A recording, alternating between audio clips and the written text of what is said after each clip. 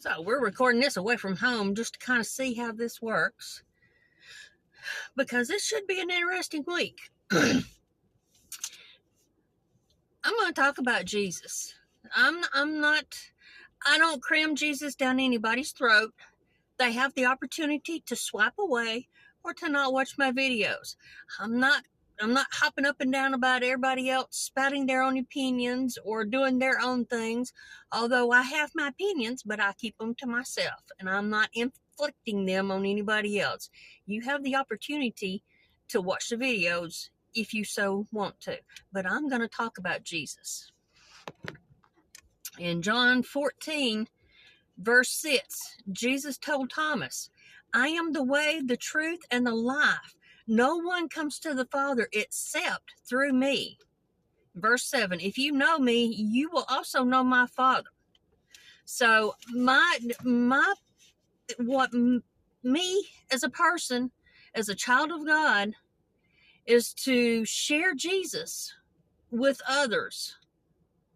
And this next week may be an interesting week, because I noticed whenever I tried loading the two videos earlier, that whenever I was loading the one about today being Palm Sunday and Jesus and having the video cut short, it took a lot longer to load, even though it was a shorter video than the step 3. The step 3 video, I didn't have hardly any problems. So I'm just putting that out there, that it's going to be an interesting week, and I'm going to try to keep my cool. But this morning, because what I shared this morning about Jesus was that we don't have to go through the religious people. We don't have to go through a high priest in order to come to God. We go through Jesus now. He is our high priest. He is our mediator. He is the one that goes between, because he went to the cross, because he died, because he shed his blood like was required in the Old Testament.